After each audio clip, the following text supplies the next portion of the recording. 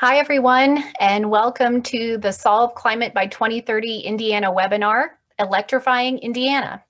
My name is Sarah Mincy, and I'm the Director of the Integrated Program in the Environment, or IPE, here at Indiana University Bloomington. And I'm so pleased you've joined us today for this exciting webinar.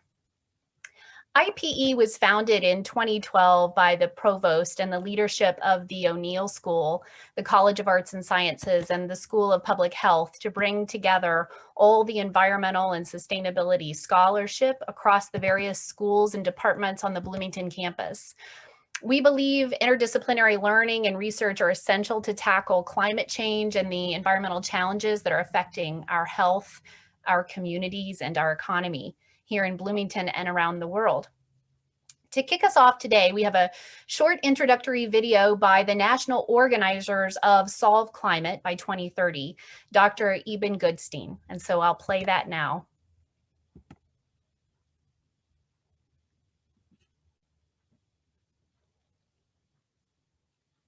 Welcome to the Solve Climate Global Dialogues. You're participating in one of 125 events held across the planet, including in almost all 50 US states, part of a global project called Solve Climate by 2030. My name is Eben Goodstein, and I'm an economist and director of the Graduate Programs in Sustainability at Bard College in New York, the lead organizer for Solve Climate. This last year has been difficult for everyone. As the world looks forward to recovery from COVID, we are focusing tonight on the most important question facing humanity. What can we do in this year in our regions to help solve climate change while supporting struggling communities that have faced widespread loss of life, economic disaster, and joblessness? Worldwide, from Australia to Kyrgyzstan, from Colombia to Malaysia, and from South Carolina to South Africa, Solve Climate audiences are hearing from local experts and young leaders about concrete steps that can really help nations solve climate change while creating much-needed jobs and incomes for everybody. The year 2020 was one of the two hottest years in human history, bringing with it massive forest and grassland fires, record-breaking storms and hurricanes, and relentless rising seas. Solving climate is the challenge which the human species must now face. There's hope for the future. Solutions have continued to advance. This year, China committed to building a carbon-neutral economy, while the US rejoined the Paris Agreement. Solar, wind, and battery prices continue to fall, while major car companies have been rushing to electrify the global fleet. Worldwide, movements for Black Lives Matter and Me Too are leading in bringing much delayed and urgently needed justice to the world. Time is short. We have until 2030, 10 years to solve climate.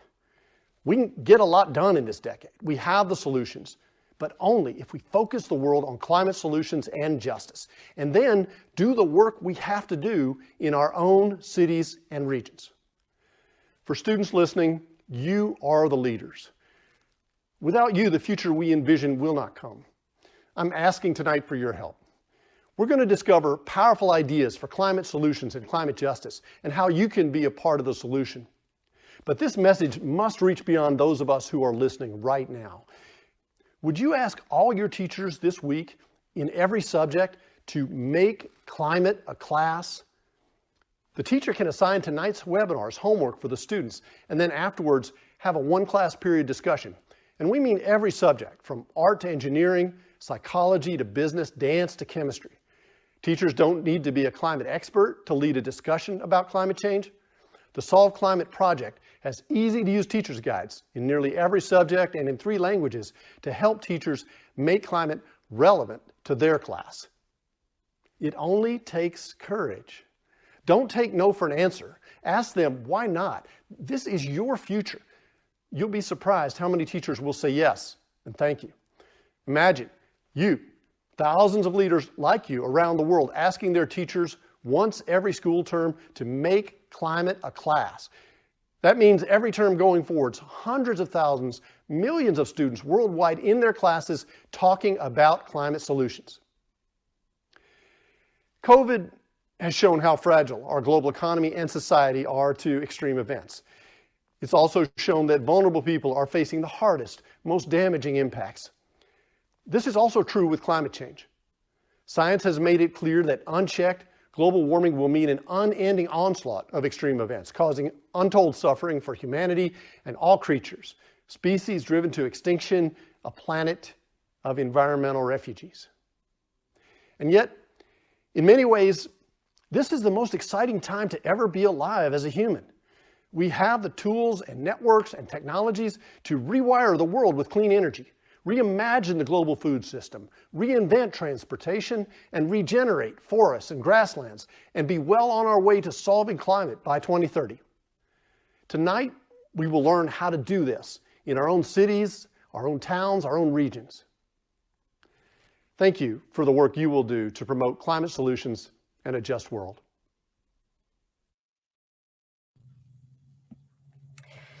Eben certainly makes some excellent points there and is very inspirational. And one additional great idea he had in helping states to organize these webinars is to offer moderating duties to our institution's students, the up-and-coming leaders that will really help us be tackling solving climate. So I'm going to turn the webinar over now to a couple of our wonderful students, Hannah Abell and Beverly Thompson. Hannah, Beverly, take it away. Thanks, Sarah. My name is Hannah. I'm a graduate student at the O'Neill School here at IU studying energy policy. And I'm also a graduate research assistant at the Energy Justice team here at IU. Hi, everyone. I am Beverly Thompson. I'm a third-year double majoring in international studies and environmental sustainability studies. I'm also the Resilience Toolkit Coordinator for the Environmental Resilience Institute as well. Since our last discussion on Solve Climate in spring of 2020, a lot has changed. As Eben mentioned in the introductory video, our world has been experiencing a global pandemic over the past year that has shifted our economy and required us to think about what a just transition and green recovery will look like right here in our own communities. As Indiana looks forward on the coming decade, how will we do our part in transitioning our state to clean energy and ensuring a healthier future for our residents? For this discussion on climate, our amazing panel of speakers will focus on the topic of electrifying Indiana, including the ways in which our state is already taking steps toward green energy and how we can continue to improve going forward. Our speakers are Denise Abdul-Rahman, who is the regional field organizer for the Midwest/Plains State at the NAACP, who will focus in on what a just transition means for Indiana. Our second speaker will be Jackson Dorsey, who is an assistant professor at the IU Kelley School of Business, who will be speaking about greening the grid and storage technology. Our third and fourth speakers will be Andrea Webster, who is the implementation manager for the IU Environmental Resilience Institute, and Cher Griffith Taylor, who is the fleet electrification specialist with the Electrification Coalition. They will both talk about electric vehicle solutions for Indiana cities and towns. And last but not least, we will have John Rupp, who's a clinical associate professor at the O'Neill School of Public and Environmental Affairs, who will finish off our discussion by talking about electrifying industry in Indiana.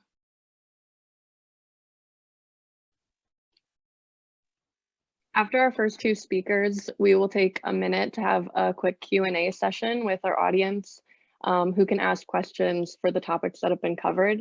We'll then move on to our final speakers and finish with a second Q&A session that will give enough time to discuss each topic in full. With that being said, let's get started. Denise Abdul-Rahman is a regional field organizer for the NAACP Environmental Climate Justice Program. She employs the program's three objectives in support of members and communities across the region to reduce harmful emissions, particularly greenhouse gases, advance energy efficiency and clean energy, and strengthen community resistance and livability. She holds a BS in management, MBA in healthcare management, and a health informatics designation from Indiana University School of Informatics. Denise has led the support for building solar and energy efficiency projects, models the Black Green Pipeline Initiative, and provides equity and inclusion clean energy policy language that ramps minority business enterprises, fair chance, and geographic imperatives. Thank you, Denise, for being here, and take it away.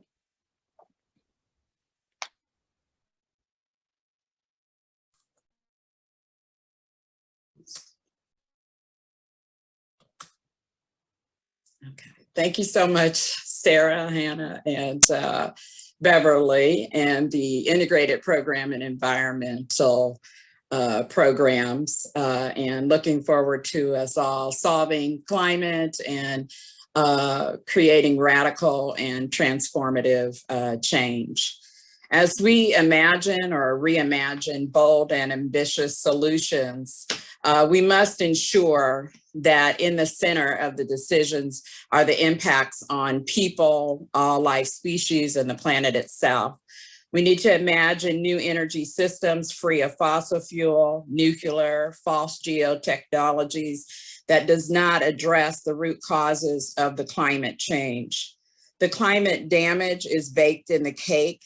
And so we must, as we look to solve climate, we should keep in mind energy systems and the tragedies in Texas and be cognizant to include adaptation, mitigation, and resilience. I come from a holistic approach on coming with solutions. And one is that many of us believe that our relationship building is extremely important. And so I want to commend the organizers around, bringing everybody to the table with these various solutions, because it's going to take that to solve the problem. And one aspect of that is knowing each other. And so I come from a long line of freedom fighters and a long line of people that have been seeking a just transition for over 401 years. Over 12 million African people endured the transatlantic slave trade. And our people that are descendants of a Holocaust because their lives were taken. And they are the strange fruit, as Billie Holiday put it, hanging from the trees. Enduring the Jim Crow and the redlining, and Michelle Alexander's quote about the mythological war on drugs and our mass incarceration that we're enduring, i.e. we call James Crow, Jim Crow's brother, the systemic calculations on the number of Black and brown children that by the time they're in third grade will be infused into the school to prison pipeline. Many of our communities are over-policed and our educational systems are under-resourced, blighted, dilapidated housing and housing stock that's in need of weatherization and energy efficiency, outdated combined sewer overflows and food apartheid conditions, unequitable aesthetics and greenery, underemployed and unemployed. We are the essential workers disproportionately impacted by the COVID-19. We are the hosters of polluting systems and such as the fossil fuel and vehicle emissions, and most disproportionately impacted by climate calamities. And we must give homage to the life of Aaron Bailey and Michael Taylor and George Floyd, and the call to the stop of Asian hate. Our definition of environmental climate justice or just transition may seem broad to some, but we see it completely and explicitly interconnected. And then there's Harriet Tubman, who basically was one of the first environmental justice, climate justice folks, as she transitioned her people to freedom using the woods and the rivers and the North Stars and marshes to get her people to freedom. And next, I'd like to play this video that really epitomizes a just transition, both its plight and its solutions. The thing about hip hop today is it's smart, it's insightful. Let hip hop lead the way to a great future. We could see a much deeper economic downturn. Global warming is real. The fires have been fueled by high rate of asthma. By Katrina. Were sure to follow, and now they are. Now is closer tie to make justice a reality for all of God's children. It would be fatal for the nation to overlook the urgency of the moment. Yeah, I.O. make the track sound good. And do that, got a message for the hood. It's time to go green, we gotta go green. The food ain't fresh and the air ain't clean. From the hood to the birds, everybody go scream. Dr. King, we live in your dream. My president is black, but he's going green. So my president is black, but he's going green. I said my president is black, but he's going green. I got my president back, now I'm doing the same thing. Now why your little cousin got asthma? Auntie got cancer. I know you know the problem, but you never knew the answer. You want the answer? Listen to my stanza. When it come to code, they be stripping like a dancer. Who the company and who the boss like Tony Dancer? Maybe one day we probably get a chance to have a conversation about conservation. Erase condemnation, vote compensation. Look, I'm from the hood. We need better food and better air. You probably wouldn't never care. You ain't never there. Rappers never rap about it. They rather act hard while these companies doing toxic in my backyard. I'm from the hood. The refinery ain't that far. Something like my neighbor ain't doing me no favors. We need more classes, not more sales. Man, we need green jobs. We don't need no jails. I said it's time to go green. We gotta go green. The food ain't fresh and the air ain't clean. From the hood to the birds, everybody go scream. Dr. King, we live in your dream. My president is black, but he's going green. So my president is black, but he's going green. I said my president is black, but he's going green. I got my president back, now I'm doing the same thing. To put the people that most need work with the work that most need done. We need funds, we can harness the sun, we can harness the wind, we can create jobs for my family and friends. And when I say I'm going green to the hood, it sounds funny, but I'm talking about saving the earth and get money. I'm talking about hundreds, thousands and M's. Do that go pull up in a hybrid on rims. So when I hit the block, y'all, the song go knock y'all. Car on E, but the car won't stop y'all. It's electric, so it's guaranteed to shock y'all. Yeah, I'm going green and I'm straight from the block, y'all. I want the green Bentley, I ain't talking about the paint. I'm talking about the one with biofuel in the tank. So many leaders paved the way for the leaders of today. These are shoulders that we stand on, now we all hands on. America can create millions of well-paid, green-collar jobs. We can make our streets safer and our communities healthier. We can save the planet for our children and our children's children. That is the promise of a green economy.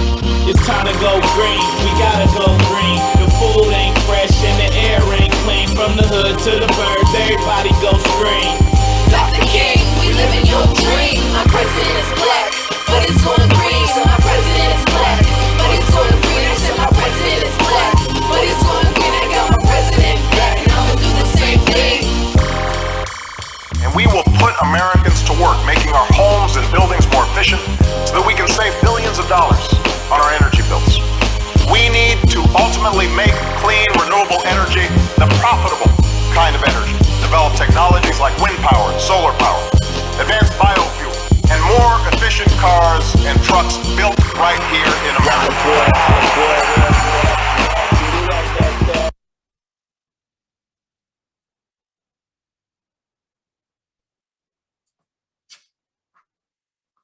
So I feel like that video really encapsulates any and everything that I could possibly say, but it infuses as in the video, you know, music, art, and it also shows community. It takes you on a journey, and utilizing culturally competent material. I'm trying to be cognizant of my time. Also, I just want to share this framework. And before that to say solving climate might be inevitable, but equity is not. And as long as we are reimagining systems, we should be cognizant of the root causes of polluting and broken systems that ramp inequity and we should build more justly. This framework, as you can see, shows that we want to think about resisting and to rethink and restructure our systems. We need to shift economic control to communities, democratize wealth in the workplace, advance ecological restoration, drive racial justice and social equity, relocalize most production and consumption, retain and restore cultures and and traditions. So basically stopping the bad, building the new, divest from the extractive economy, and to invest in our power or our living economy. And very quickly, this is the NAACP, our environmental climate justice program that we work to help our communities, communities of color that are disproportionately impacted and low income in the United States and around the world. We provide resources and community leadership to address this human and civil rights issue.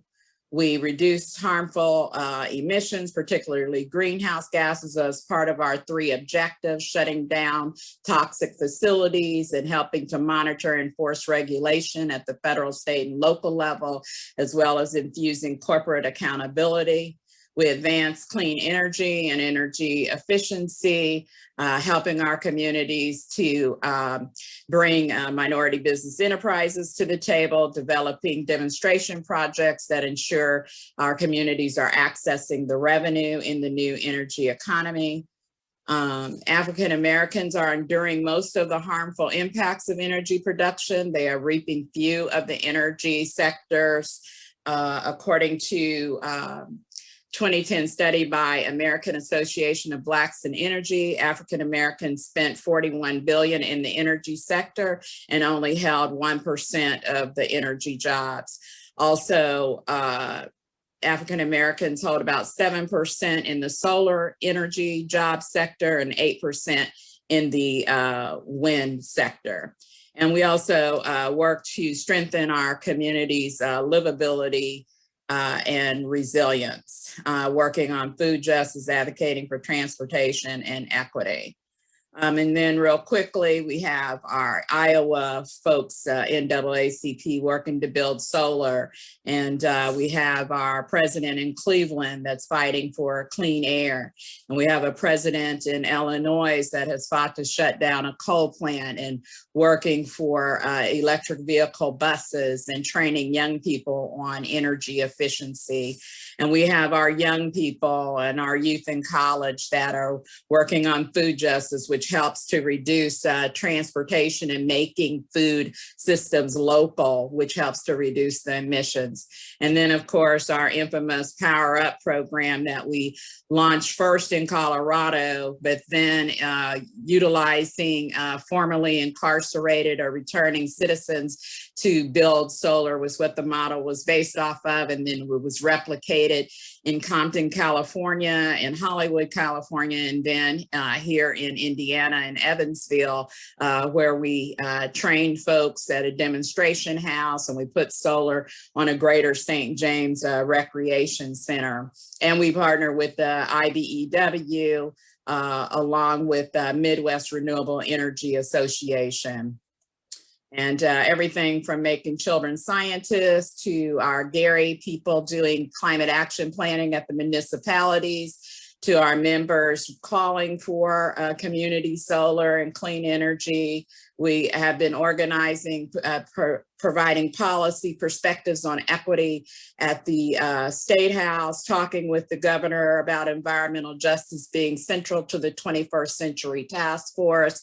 And we have toolkits in the NAACP as we look to solving the challenges of climate and energy that you can use as a resource: just energy policies, reducing pollution and creating jobs, lights out in the cold report, reforming utility shutoff policies as if it were a human right, equity in building resilience and adaptation planning, as well as highly recommended Our Communities, Our Power, which helps support a collective vision for a cooperative, independent society that embodies deep democracy in a way that uplifts Earth's rights and human rights, rooted in principles and practices of solidarity, economy, and so on and so forth. And Dr. Martin Luther King said, we are now faced with the fact that tomorrow is today. We are confronted with the fierce urgency of now. In this unfolding conundrum of life and history, there is such a thing as being too late.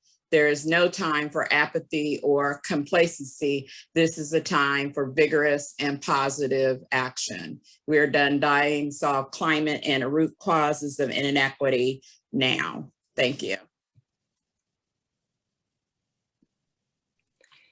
Thank you, Denise, for your words on a just transition in Indiana and the way that NAACP is making this a reality in communities across the United States. Next, we move on to our topic of greening the grid and storage technology. Jackson Dorsey is an assistant professor of business economics and public policy at Indiana University's Kelley School of Business. Professor Dorsey's research focuses on topics in environmental economics, energy economics, and industrial organization. In particular, he has studied markets for rooftop solar PVs, battery storage technologies, and power plants' decisions to invest in pollution control technologies. He received his PhD in economics from the University of Arizona. Jackson, take it away.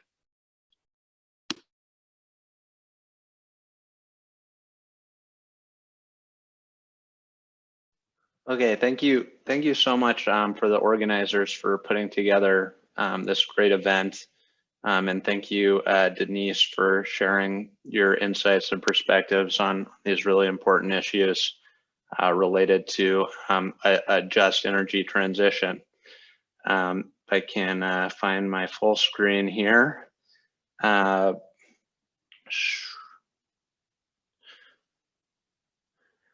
So now that we've heard from Denise about the just energy transition, I want to kind of build on some of her insights and talk about how we can solve some of these climate issues. The main topic that we're discussing in this session is electrifying Indiana. So what I want to speak about is why we would want to electrify. What are some of the challenges associated with electrification? And what are some potential solutions that allow us to overcome those challenges and also address some of the issues that Denise raised as well. So to understand why we would want to electrify, we have to understand where our greenhouse gas emissions are coming from. So this chart shows where our emissions are coming from across sectors. What we can see is that the large majority of our emissions comes from either transportation, so driving around our cars, buses, planes, electricity, powering our homes and buildings, and industry, so manufacturing process, things, so building cars, steel, other parts like that. And Andrea and John are going to talk more about transportation and industry, but these are kind of the three largest sectors of emissions. And so we'll focus mostly on those sectors today.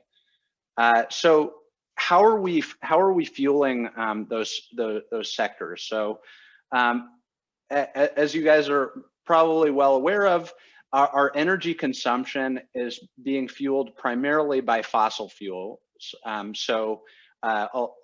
We get a lot of our energy from petroleum, natural gas, and coal. And whenever we burn any of those fossil fuels, we're emitting carbon, which is leading to increased temperatures and other climate change. Now, we're getting a small share of our electricity from non-carbon sources like nuclear and renewables. But right now, we're only getting about 11% of all of our energy from renewable sources. So how can we reduce our emissions?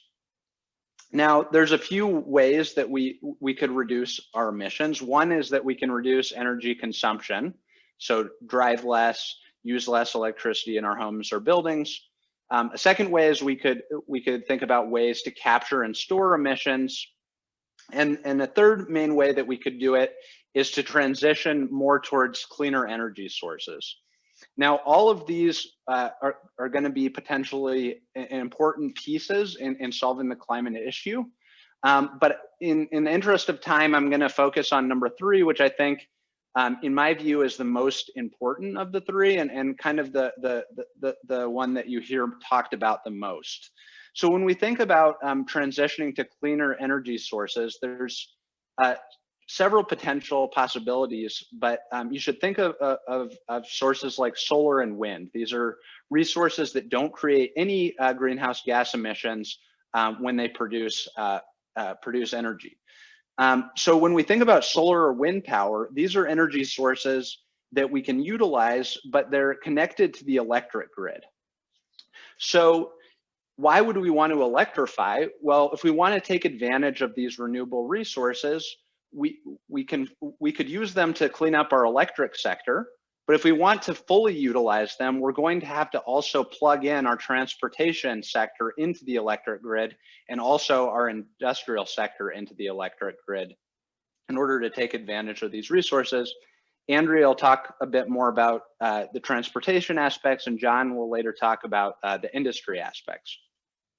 So what are some challenges of greening our grid? So one thing that people don't often think about is that solar and wind are great because they don't produce any greenhouse gas emissions. But some of the challenges with solar and wind is they don't always produce when we need them. So for example, solar panels are not going to produce every evening when the sun sets. We're not going to be able to get any more power from solar panels at night.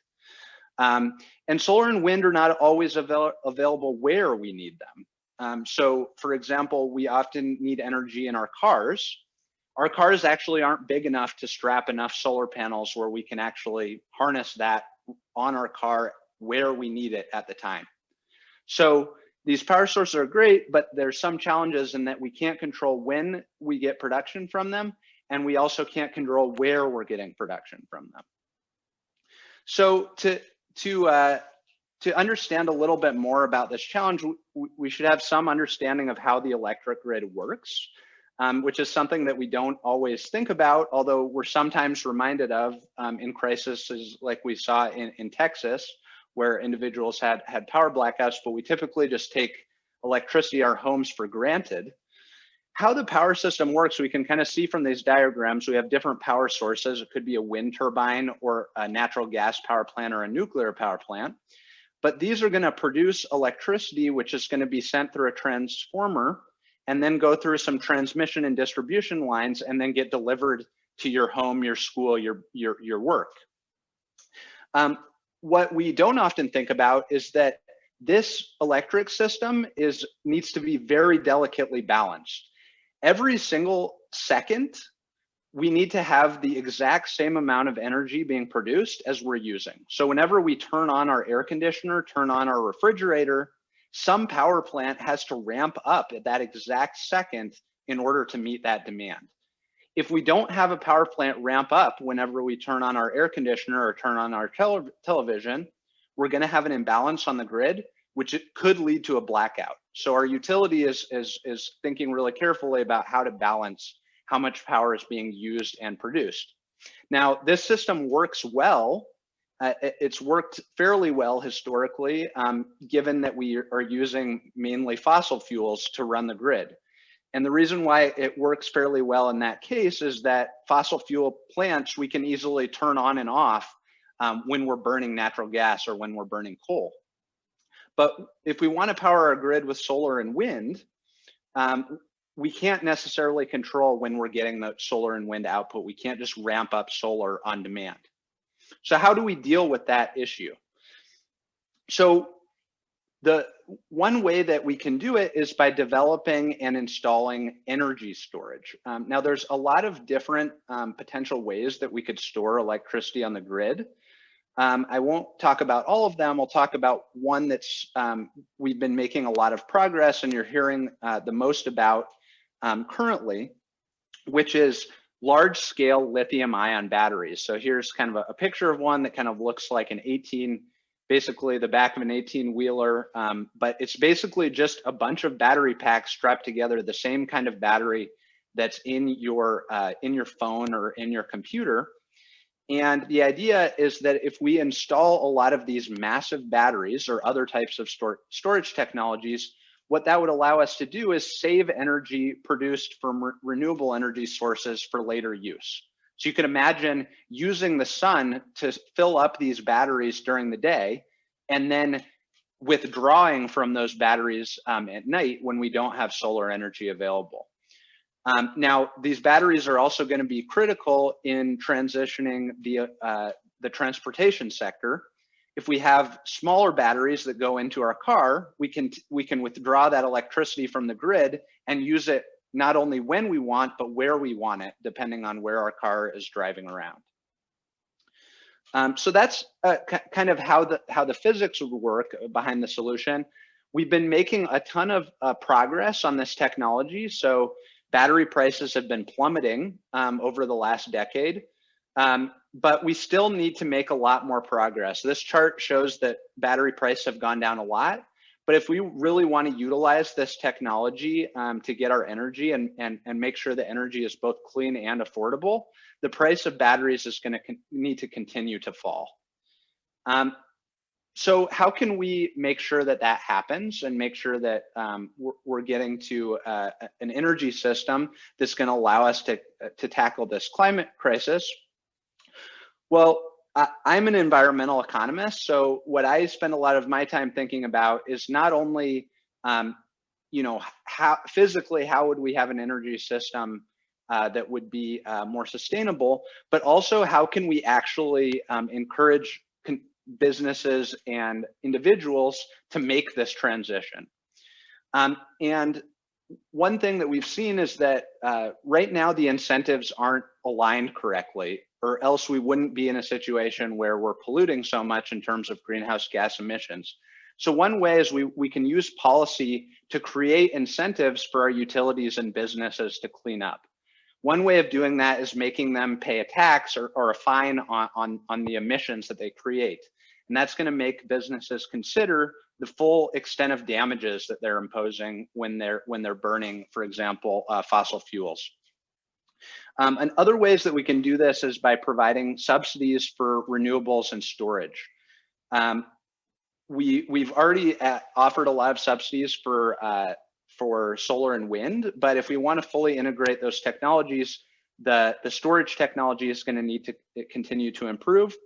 One thing that we can do both at the state and federal and world level is make sure we're providing adequate funding for innovation in clean energy technologies. These technologies have huge benefits for society if we can come up with better ways to build batteries, for example. And so we want to make sure we're funding that innovation. And the last thing is to go on what Denise already talked about is when we're crafting these policies, we will want to make sure that we're crafting the incentives such that the benefits are enjoyed by all people in our society, including low income and communities of color. So that could be making sure that carbon tax revenues are recycled appropriately to low income communities and communities of color, or also making sure that if we're subsidizing things like electric vehicles, solar panels, that those subsidy dollars are benefiting all communities. So that's all I have, but I'll look forward to hearing your questions. Thank you, Jackson, for your words on greening the grid and storage technology in Indiana, as well as highlighting the challenges that are involved in integrating renewable energy into the grid. Now we're going to move into our first Q&A session for today's discussion. If anyone in the audience has a question that they've thought of while Denise and Jackson were discussing a just transition and greening the grid, you can go ahead and use the raise your hand function, and we will call on you shortly. If you don't know how to get the raise your hand function, click on the participants button at the bottom of your screen, and then click on the blue raise hand button at the bottom of the list. When you ask your question, please state your name and where you're from and direct your question to either Denise or Jackson. And we'll take about 5 minutes to go through some of these questions.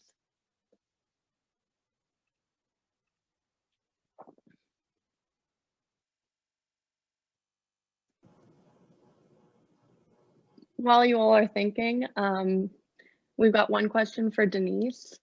We're wondering if you could elaborate on your initiative in Evansville for Power Up and how that initiative has gone so far in creating a just and green change in our state.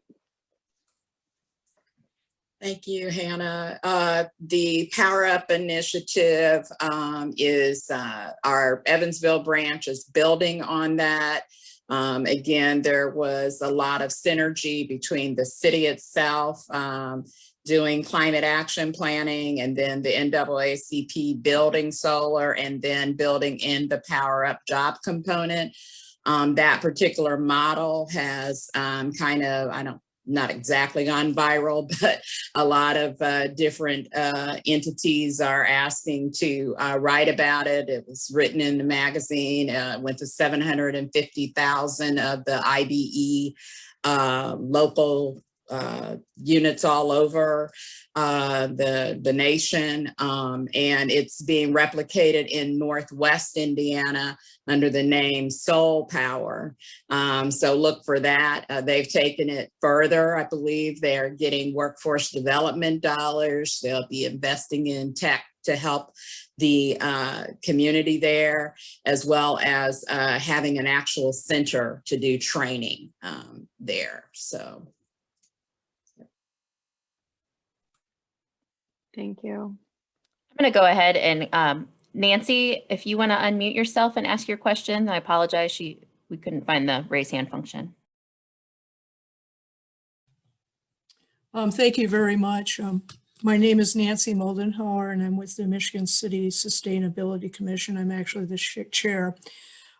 This is a policy question, and just coming out of the current Indiana legislative session, I've noticed that the few pro environmental technology bills that were introduced didn't even get hearings. And then I see amendments being tacked on to bills that are extremely negative regarding the future of a clean environment here in Indiana. So I'm very disheartened by this session. I think it's one of the worst ones I've seen as far as an assault on our environment and the future for green energy technologies in our state. So I'm asking, what can we do? What can we do as people who are committed to a clean energy future for our state?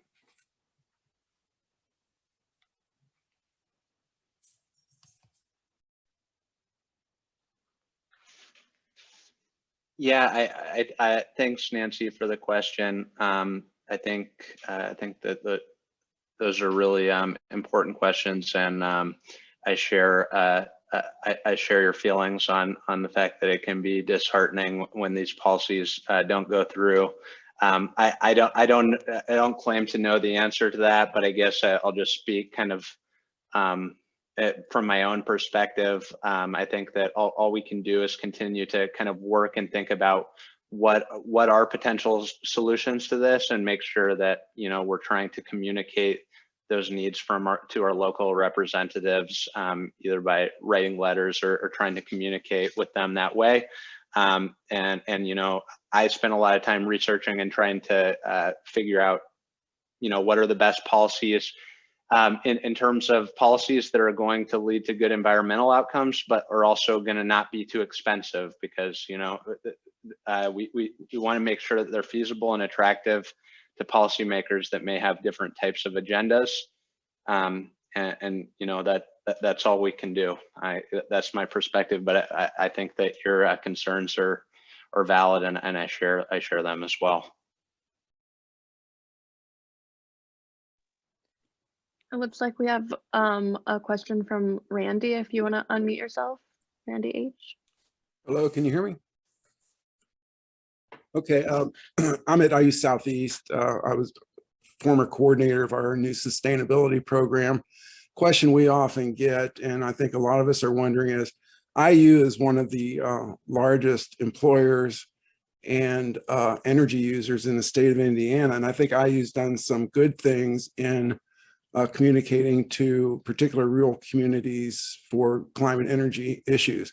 But I don't see anything significant happening within the IU system to form any sort of coherent plan on decarbonization of the IU infrastructure itself. And maybe you've been on some committees or can speak to that.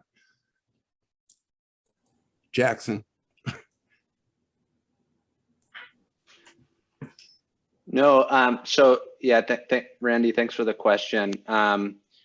Yeah, I know that you know, Andrea may actually have a better take on this than me, if you want to chime in. But I think my take is there are some other universities that have made really strong steps on decarbonization, and I think that IU could follow in the footsteps. And in some ways, it probably would be easier for IU to do it now that a lot of other universities have done it.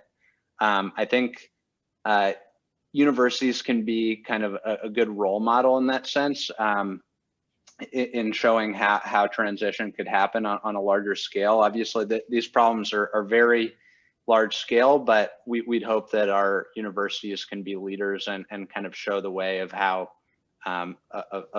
we can do it on a larger scale. I don't know if Andrea, you have anything to add here. Yeah, thanks, Jackson. So Randy, the IU administration right now is working with, I guess, with support from ERI and from Sustain IU, our campus sustainability office, to work with all the regional campuses to help them start to identify what are some specific strategies they could use to reduce greenhouse gas emissions and adapt to climate change. So that work is started. It's just started in this calendar year that I've been engaged in. It's probably, I hope it was happening before that too, but it's really starting to get some teeth into it now. And so I think all the campuses now have had a greenhouse gas inventory completed. And so now we know where our greenhouse gases are coming from. And so we can start to tackle the exact strategies that could reduce those. Yeah, just to follow up, I'm a member, I'm on our regional committee.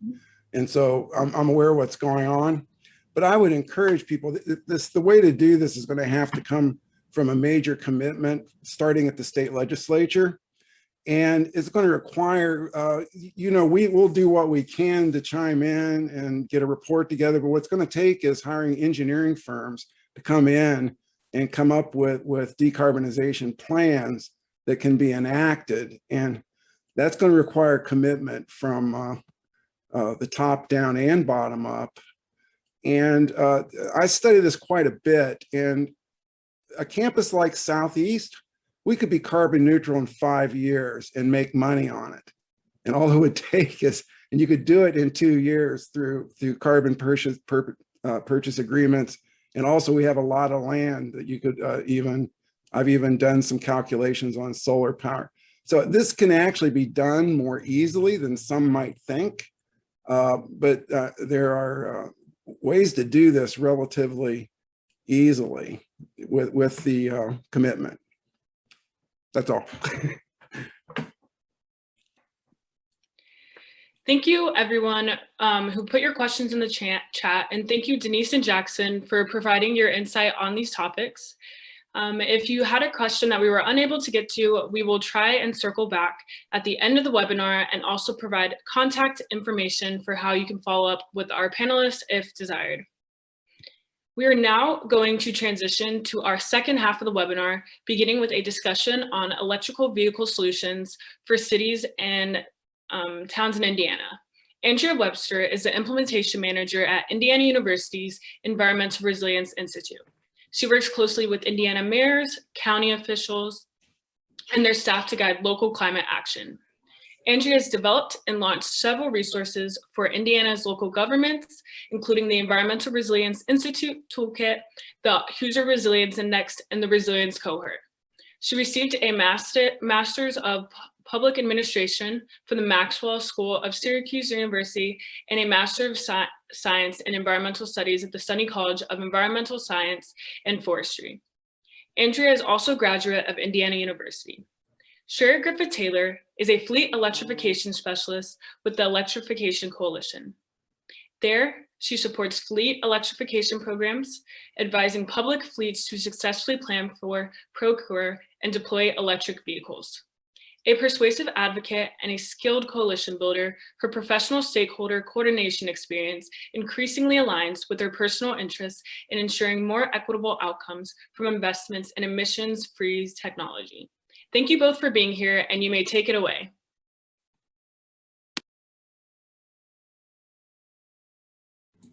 All right, well, thank you so much, Beverly, for that very nice introduction. So I am co-presenting today with Cher, Griffith, Taylor, and we're going to talk about the progress that Indiana is making on embracing electric vehicles and the next steps that communities can take to increase adoption. ERI, or the Environmental Resilience Institute, was established in 2017 to help the state prepare for climate change, and that includes reducing greenhouse gas emissions. So we're aiming to do this while simultaneously promoting equitable and feasible solutions. So first and foremost, ERI is a research institute. We've got over 100 faculty across all schools and departments, including the School of Public and Environmental Affairs, the Media School, the Art School, the Law School. Just like Dr. Eben Goodstein said earlier, it takes all types of experts, and we need to bring together all the silos across the university and across our communities to really solve these complex problems and to solve the challenging and to come up with feasible solutions. So alongside these talented faculty members and researchers at the Environmental Resilience Institute is a team of staff that are supporting local governments as they work to make their communities more resilient to climate change and reduce emissions. I'm part of that team, Beverly's part of that team, and we have a few others as well on staff. That's absolutely where my work comes in, and that's what I want to talk to you about today. In 2018, there were only 3 communities in Indiana with a community scale greenhouse gas inventory. In 2019, the first 2 communities in the state, South Bend and Indianapolis, were the first to adopt a plan to reduce greenhouse gas emissions. That plan is typically referred to as a climate action plan. Now in Indiana, thanks to the Resilience Cohort Program offered by the Environmental Resilience Institute, we have 19 jurisdictions that have completed greenhouse gas inventories. We have 22 more that have signed up to do it this year. And so that means that by the end of 2021, we'll have close to 50% of the state's population covered by a greenhouse gas inventory. So we have just ramped up so fast, and we're ready to take on this challenge. So in addition to all of this, we also have 4 communities that have adopted climate action plans to reduce their emissions, 8 communities that are writing those climate action plans, and we have 2 areas of the state that are working on regional plans, which involve multiple jurisdictions in their region. That's Northwest Indiana, and then we have Tippecanoe County up around Lafayette and West Lafayette that are all working on regional plans. So all of these communities are setting greenhouse gas reduction targets, and many are in line with the US nationally determined contribution identified in the Paris Climate Agreement, which is 80% by 2050. To continue on with a few more statistics, we have 17 communities in Indiana that are working towards something called Soul Smart designation, or maybe they've achieved Soul Smart designation already.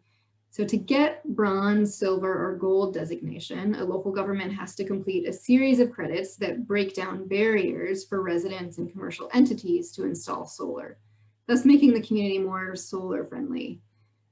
Solar installations, of course, can help reduce emissions coming from the transportation sector when they're paired with electric vehicles. So down at the bottom of the screen, you'll see 10 communities in Indiana that are signed up for the Resilience Cohort, a program that we run. And that program is designed to pursue policies and programs that support widespread electric vehicle infrastructure. So that's what all of these communities are committing to do here in 2021. But there are others other than what's listed on the screen here. So for example, I talked to staff in Richmond, Indiana that are identifying locations and installing multiple charging stations in their part of the state. But now I want to pass it over to Cher, because she's going to tell you all about how electric vehicles is really, the growth of electric vehicles is really increasing. And she can tell you a little bit about what communities are doing to prepare for that growth. Awesome. Thank you so much, Andrea. I'm so pleased to be addressing everybody here today. So a special thanks to the Environmental Resilience Institute for this opportunity. As you already know, I'm Cher Griffith Taylor. I'm a fleet electrification specialist at the Electrification Coalition, affectionately called the EC. It's a Washington, D.C. based nonprofit that promotes policies and actions to facilitate the deployment of electric vehicles on a vast scale. I myself am coming to you live from the Washington, D.C. area, but as you can see from this map, the EC has staff based all around the country. We work on multiple implementation projects and policy actions in various states, and we've done that for like the last 10 years. The EC has been working within municipalities and with local partners to advance EV adoption on public fleets, to increase EV adoption among local populations, and to plan and prepare for future transportation electrification by supporting stakeholders and strengthening all points of the EV value chain. So in coordination with the Environmental Resilience Institute, the EC is looking forward to working more closely with Indiana municipalities this summer, some of which Andrea has already kind of introduced.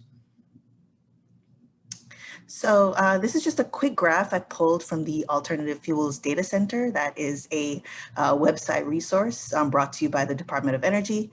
And I just pulled here, I was comparing Indiana's EV adoption rates to other Midwest states, and of course, the national leaders on the East Coast and West Coast, so New York and New York and California. And so as we can see, Indiana still has a ways to go, but that's why events like this one are so important to raise awareness and build support for action to increase EV adoption. And so with this draft, with this slide, I just wanted to kind of reiterate that, this is not a drill. Auto manufacturers are continually announcing the transition to producing electric vehicles. The transition is basically underway. More and more auto manufacturers are announcing that they're going to transition their production from internal combustion engine vehicles to electric models. So, these are just some of the headlines. Automakers have vowed to spend billions, hundreds of billions of dollars on EVs in the US. President Biden, of course, has been announcing like a massive infrastructure plan with provisions to build over 500,000 electric vehicle charging stations in the next decade. General Motors, you can see here on the bottom left, I put their new logo. It's supposed to kind of invoke a plug. So that logo change is like supporting their shift to electric vehicles, their exclusive shift to electric vehicles by 2035. Ford made a huge commitment to electric and advanced transportation, and Volvo is also going electric only from 2030. And so I'm hoping that kind of set the stage for the transition that's happening. And now I would like to just review some policies and programs that local governments can and are pursuing to increase EV adoption within their jurisdictions. So the first one is municipal fleet electrification. This is a way that cities can lead by example and avoid, in many cases, 20% or more of the emissions from local government operations. So among the easiest vehicles and duty cycles to electrify within a city fleet are licensing or inspection vehicles. So I speak to cities all the time, and this is really the low-hanging fruit. They are passenger sedans. They don't really carry a whole lot of staff. They don't really carry a whole lot of equipment, and they traverse the city all day. They make frequent stops, which makes it a really excellent opportunity to promote the city's sustainability commitment and raise awareness about the technology. Mayoral orders or city policies requiring EV adoption for certain new vehicle procurements are a great way to get started with municipal fleet electrification. And if there are any city staffers or municipal stakeholders on this call, I encourage you to check out the Climate Mayor's EV Purchasing Collaborative. It's one of the programs that I work on that is specific to municipal fleets. So visit our website and connect with us, please, on how we can support your city's EV procurement plans. So other programs that can support EV adoption, one of the kind of lesser known ones is the EV group buy. I mean, in some states, in Colorado especially, they're actually pretty well known because they've been implemented there to great success in previous years. But basically, an EV group buy is meant to boost EV sales. It can be led by an entity such as a local government or a nonprofit. And this lead entity negotiates a discounted price from one or more EV dealerships in the region and or auto manufacturers on select electric vehicle models. The group buy is available for only a limited time, and only people meeting certain specific eligibility criteria, such as employees of a company or residents of a community, are eligible to participate and to receive that discount. The lead agency represents a trusted source of information and agrees to take the lead on outreach, education, and marketing for the program, communicating the value of EVs and promoting the affordable deal from a group buy program, which will hopefully inspire people to action. So the Electrification Coalition has managed EV Group Buy programs, as I mentioned, in Colorado, also in New York, as part of a larger EV accelerator community efforts. And then the other one on this slide is the Ride and Drive event. That is the tried and true way. There's nothing that gets people more excited about buying an EV than actually taking one for a test drive. It gives people the opportunity to kick the tires, check out EVs for themselves, and really see how easy a transition to an electric vehicle is. So if you're a city staffer on the call, contact your local dealership. I'm sure they'd be happy to organize a vehicle demonstration at your facility or host you on their lot.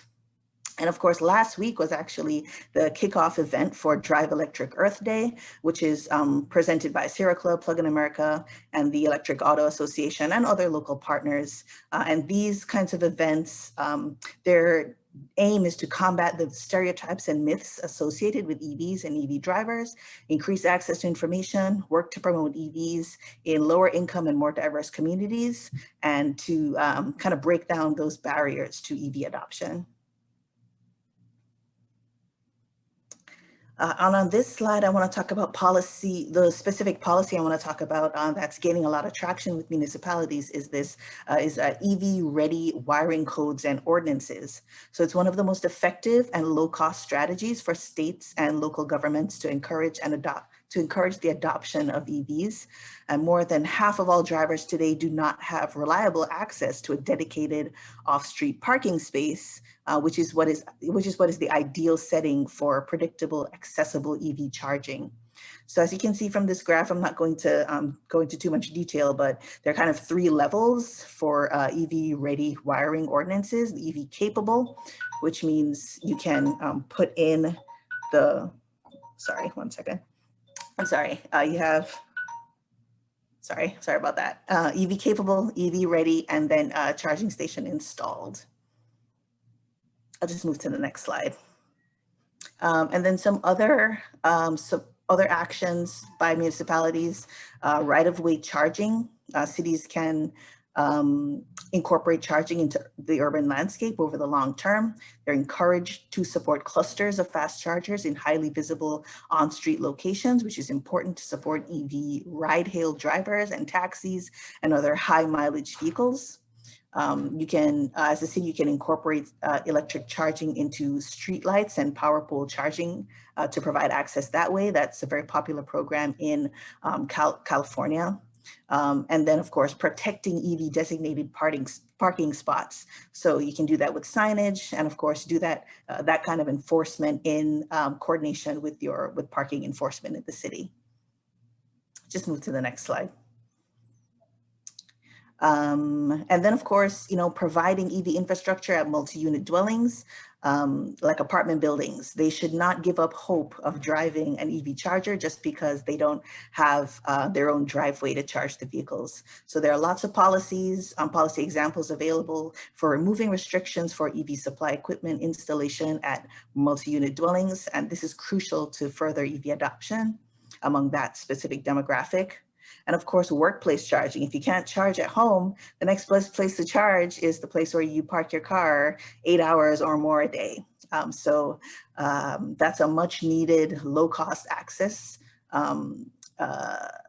low-cost way to support EV charging. And research from the Department of Energy shows that employees with access to workplace charging are 6 times more likely to purchase an electric vehicle. And then my last slide is basically just some resources that people can check out to kind of encourage and support EV adoption. So the first one, fueleconomy.gov, that's the webpage on the Department of Energy's website. It provides the current status of available federal tax credits on all electric vehicles and plug-in hybrid electric vehicles. Then, of course, there's the Alternative Fuels Data Center. I already presented some resources from that website. It's a great resource. They have a great electricity kind of library. It contains everything from basic information on EVs, case studies, reports, benefits, considerations, lots of data and tools. Then, of course, plugshare.com. It's a great website and app that allows EV owners to find chargers in their area or en route to their destination. And then, of course, much of the material that I presented today is actually coming from the Electrification Coalition's Achieve toolkit. So it's model policies to accelerate electric vehicle adoption. And this covers all the topics I mentioned today, expounds on many others, and provides policy and legislative examples from all across the US. And that's pretty much it. Thank you so much, everybody. You can find my contact information on this slide, so please reach out with any questions. Andrea? All right, thank you. I think that's it for us. Thank you, Andrea and Cher, for your words on the EV solution for Indiana and our cities, and discussing some of the work that's being done within local governments. Next, we're going to move on to our final topic of the afternoon, which is focused on electrifying industry in Indiana. John Rupp is a clinical associate professor in the O'Neill School of Public and Environmental Affairs with experience in energy systems, including fossil fuels, renewables, and transmission and distribution systems. His teaching includes graduate courses in renewable and nuclear energy systems, global energy issues from an international relations perspective, natural gas, and numerous capstone courses. His research lies in geological sequestration, unconventional oil and gas development, and public policy of energy development. He also serves as the Associate Director for Science with the Center for Research in Energy and the Environment. John, I'll hand it off to you. Very good. Thank you much, Hannah. Can you hear me all right? Okay, good. Can you see the slides? Good. Okay, good. Well, I'm the anchor leg, I guess, in this section here, and so I will bring us home, I hope, with some evocative thoughts on a big slice of the pie. You saw a diagram that a pie diagram that Jackson showed. I've got the same diagram here, and that is this business of the industrial sector. The industrial sector has a big slice of our contributions of greenhouse gases, and so if we can do something about it, it's great. So thank you so much for allowing me to talk about this fun and interesting topic here. Let's see if we can get this to go. All right, yeah, here are a couple of pie diagrams showing where greenhouse gases come. The one on the left is the global emissions, slightly different from our US ones on the right here. But in both cases, you can see this large slice of industrial emissions. We spend a lot of energy thinking about and talking about reducing emissions from the electricity generation sector. We just heard about some neat initiatives in the transportation sector, and most assuredly, these are very big slices of our contributions. But look at this contribution from the industrial sector, quite large on a global or even a national scale. If we zoom down a little closer, this is a very cool interactive diagram. I wish I could do it interactive with you, but here's the URL if you want to go do it yourself. It's from the WRI, the World Resources Institute, and this shows contributions, greenhouse gas contributions ranked by order of the most to the least by states. So Texas leads the states of the United States being the greatest. And Indiana is 7th, non-trivial at all. If we zoom in a little bit tighter and look at, if you punch on that portion of the pie, you'll see here is Indiana's contributions. Again, a very large power, fossil fuel, natural gas, and coal-based contribution. A smaller than sort of national average transportation, but look at the slice of industrial. It's 25%. It's bigger than the national average. We are the most manufacturing intensive state in the union. And so we have got a lot of emissions coming from the industrial sector.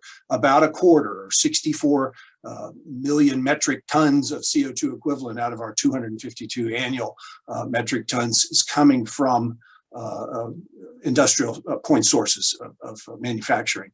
And this has a really important economic impact to our state and to the nation. And therefore, if we are thinking about managing those emissions, the economic implications will be very significant. So we'll have to figure out how to do this in a way that everybody benefits.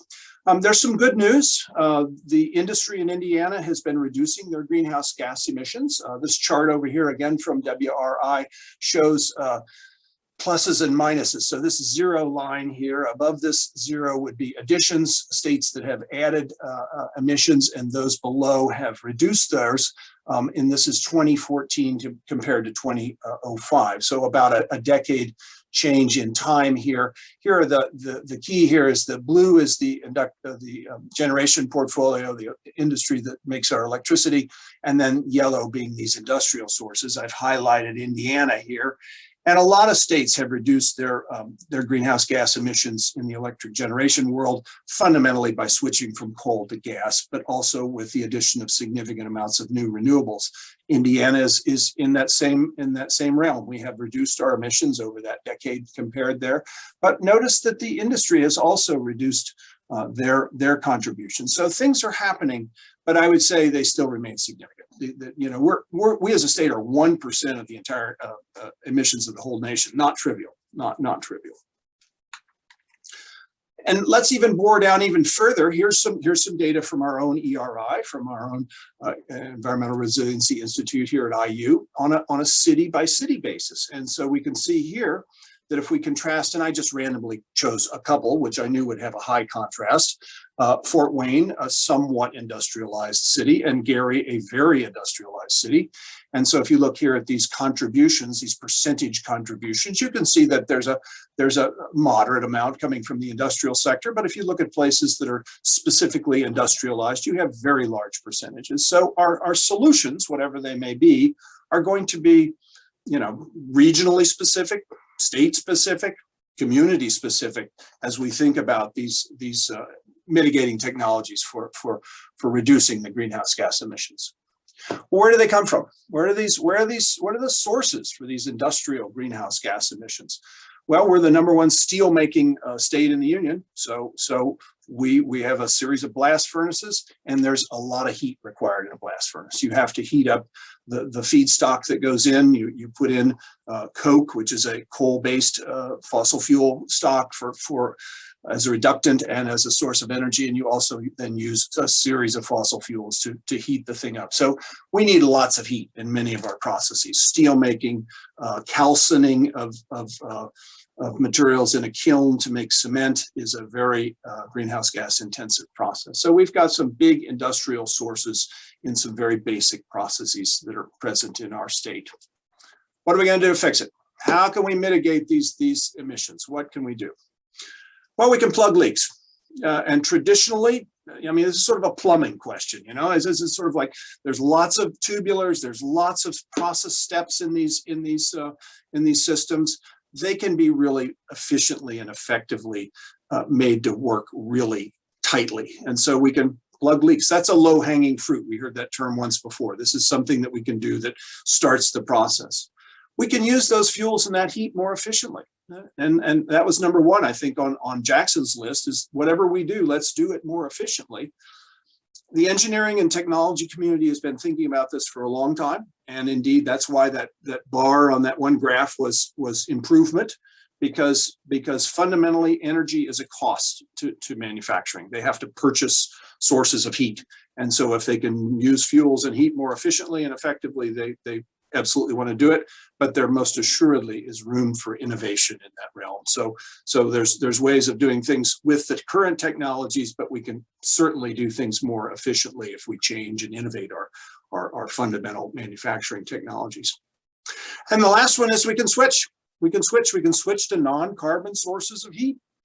We can figure out some way to get that heat, that industrial heat that's required for those processes in there without it coming from a carbon-based source.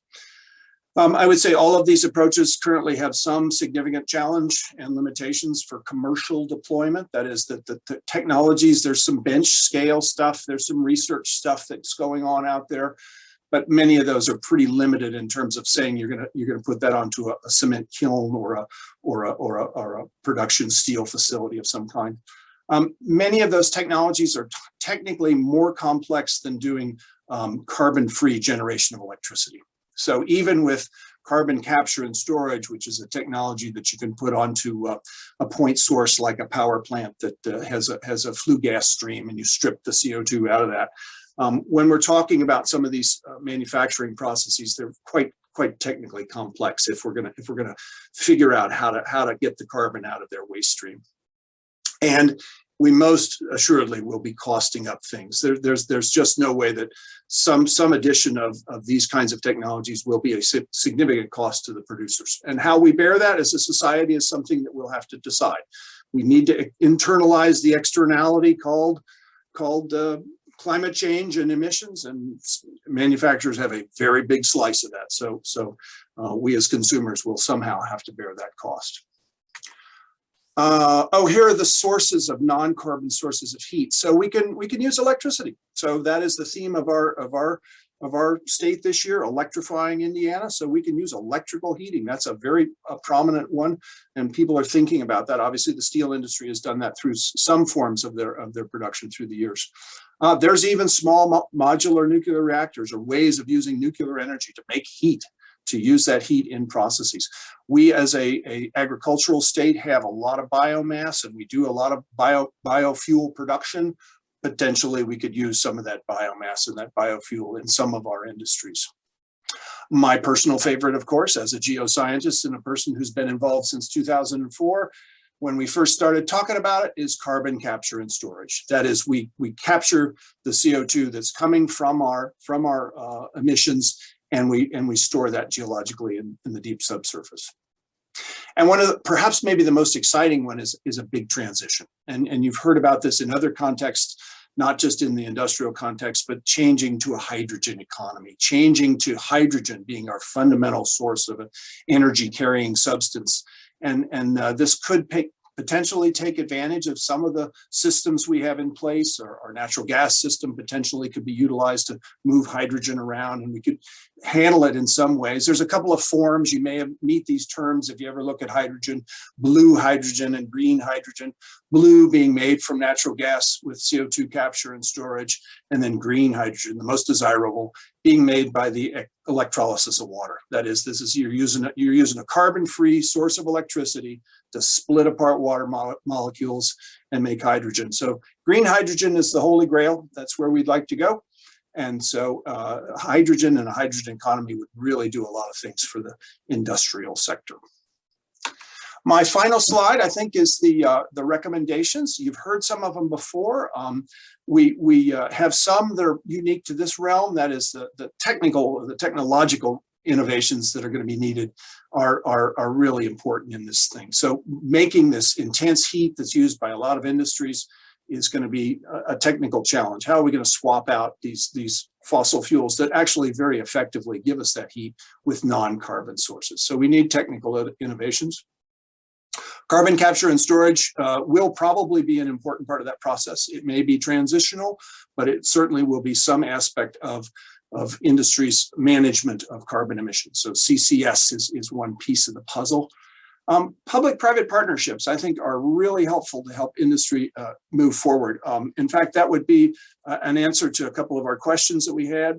Randy, I've got some things written down I'm happy to share with you about public-private partnerships relative to Indiana University and the state government and other things.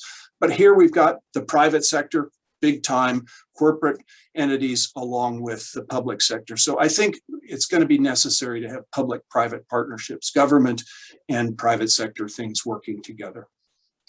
And we have also already heard that public policies are very necessary. Public policies play a key role. We've got to have a national price on carbon, or none of this stuff's going to happen. If we don't get serious as a nation and get a price on carbon nationally and get with the rest of the world, we're going to dabble. We're going to continue to dabble. So for this one, which is not a low-hanging fruit, industrial carbon mitigation is a tough one, and so we'll need to have a price on carbon.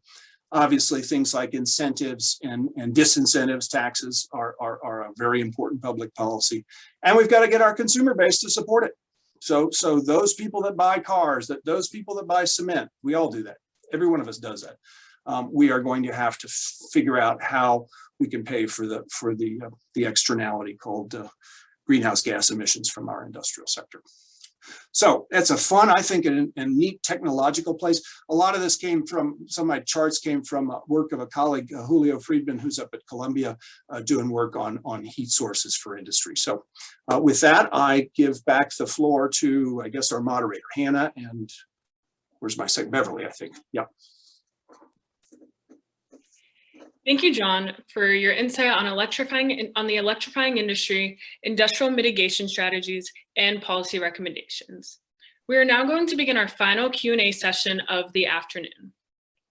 If anyone in the audience has any questions that they thought of while Andrea, Cher, and John were discussing electric vehicle solutions for Indiana towns and cities and the electrifying industry in Indiana, you may go ahead and use the raise your hand function and we will call on you shortly, or you may continue to put your questions into the chat box.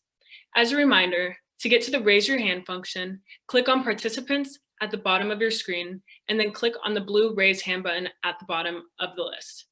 Again, please state your name, where you are from, and direct your questions toward Andrea and Cher or John. We will take the remaining time to answer any questions, and then we will move forward on to wrapping our discussion and final thoughts.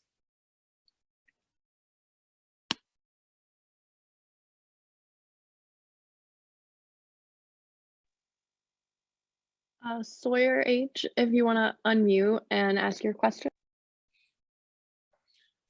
Hi, Sawyer tuning in from Brown County, just outside of Yellowwood State Forest. And the question, I guess, goes to Cher and Andrea about sort of this idea of, as we transition vehicles to electric, what happens to all of the like billions and billions of vehicles already made that aren't that are fossil fueled? What happens to all that material? Are there ideas of recycling it, or where does it go? Honestly, right now, Sawyer, they go to poor countries, to be very honest. So I'm actually from Jamaica, and we have a huge booming like pre-owned market for US cars. So currently a lot of the pre-owned vehicles go to foreign countries. So that honestly doesn't really solve the problem, which is why, again, I'm really big into equity. Like, how can we get, how can we not just shift the production of fossil fuels, but how can we eliminate it completely? So there have been some like cash for clunker style programs where municipalities, primarily in California, that's the one I really know about, where they are offering, or I don't know if that program is still available, but they were offering basically financial incentives for people to turn in their like very older, very inefficient gas guzzling vehicles for vouchers and other incentives to help them mode shift, but also access other emissions-free transportation options. And I know that other municipalities are considering those as well, but there's a lot to kind of figure out there, where to get the money, what kinds of incentives would people, would make this kind of offering attractive to people. The next question we have is from Marlela, which was submitted into the chat box. I believe this is directed at Andrea. Given that our state legislators' support for environmentally progressive policy is lacking, how can local or municipal governments use policy to support greening energy initiatives? So that's what we specialize in at the Environmental Resilience Institute. I mean, we know that it can be challenged to work around existing laws that are taking place statewide. And so we suggest policies that local governments can adopt to try to push some initiatives forward that reduce greenhouse gas emissions. So, so some examples are the work that the communities are doing this summer to, just specifically like with the SolSmart designation program. If you're seeking SolSmart Gold, you have to reduce the number of days it takes to get a permit down to 3. And so that's one small barrier that can be eliminated to make it easier for residents and commercial entities to install solar. And the same thing with electric vehicles. We'll be working with these communities this summer to try to find the policies that they can implement to make it easier for their residents to adopt solar. If they have funding, they can offer some incentive programs But that's usually pretty hard to come by these days, especially with the budget cuts local governments are experiencing because of COVID. But there are other ways to incentivize these more environmentally friendly programs. Our next question comes from Janet McCabe in the chat. Her anecdotal experience as an individual consumer is that dealerships in Indianapolis are not knowledgeable about EVs or they don't encourage them. She was told EVs were just for California. Are there efforts to bring dealerships in the Midwest along to be more encouraging? I think this is a question for Cher. Awesome, thanks. So that is the Electrification Coalition, we've done a lot. We do a lot of discussions with auto manufacturers directly. And from their point of view, they do provide training to their franchised sales staff on the electric vehicles that are produced by that manufacturer to help them sell the vehicles that they do have. However, it's come to my attention that these dealers, they don't actually make any commissions when they sell EVs, not in the same way that they do when they sell internal combustion engine vehicles, which is why I believe there is this kind of disinterest from dealership salespeople to sell EVs, and they'll kind of brush it off and try to direct people more to internal combustion engine vehicles. I think from what I've heard, I think that's why we're seeing that effect. And the Electrification Coalition is currently doing some programs with dealerships to help kind of curb this attitude. To my knowledge, we're not active in the Midwest at this time. It's mostly on the East Coast. It's mostly in Florida at this point. But I don't know if Andrea or any of the other stakeholders have any other information about specific dealership engagement in the Midwest. Not yet, but we will soon once our communities start doing this work this summer. I can add something to that. There's a tremendous disincentive for the dealers to promote a product that's not going to give them the value stream that they're used to doing, and that is maintenance. EVs are much, much lower in terms of maintenance, and therefore the revenues that these dealerships would get is highly reduced. And so there's a general sort of negative on the traditional ones. The other facet is the sort of Tesla model, which is I think what you were just referring to. That is a sort of direct sales versus this coalition of dealerships that have represented the other major companies for years. And they don't like that either. That's sort of outside their business model that's going around them. So you're not getting objective information from a dealership relative to EVs for two fundamental reasons, I think. I have a question, if no one else does. This is kind of for John, I think. John, I'm interested in what Biden's infrastructure plan has, if anything, that will support electrification of industry. Gee, that's a great question, and I haven't looked for that one. There's some real broad brush stuff in there, and it's nicely dovetailed with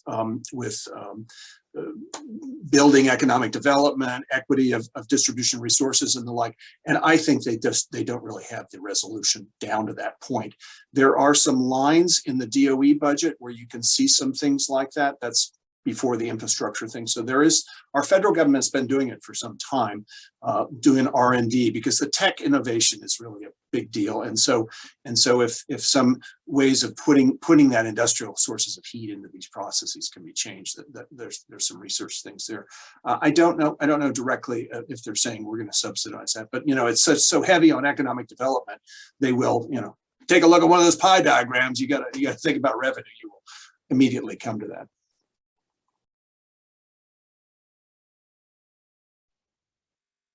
Thank you to everyone for your questions and allowing us to continue this very important discussion. As previously mentioned, if we weren't able to get to your questions, we're going to have Izzy, who's the program assistant with IPE, put the email for the integrated program in the environment in the chat right now so that you can reach any of our speakers with these questions. They will also be able to direct those questions to the specific panelists or answer the questions themselves if we didn't get to your question in the chat today. Hannah or Sarah, are we sharing our slides? There's some really good slides by some of my colleagues here. I'd love to have access to them. Is there a way Yes, to do that? yes, I'd love to do that. If you'll say, yes, we have them all, so we can put them up on our IPE website, and we'll also have the recording of today's webinar. Ah, fantastic. Great. Yeah. Super, super. Thank you very much. Beverly, take it away and you can close us out.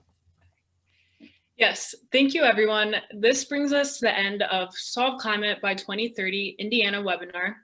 We are so grateful to have had you with us today and hope that you were able to gain a deeper insight into what Indiana is doing and will need to do going forward to continue the move towards electrifying Indiana. If you want more information on the national efforts of Solve Climate by 2030 campaign, please head to solveclimateby2030.org or reach out to our event organizers, which are Sarah or Izzy. As Sarah said, we will be putting the recording of this event onto the IPE calendar, which can be located at the website in the chat. Thank you again for joining us, and we hope you continue the discussion on solving climate with those around you as you go about your week and future. Thanks. Have a great day, everybody.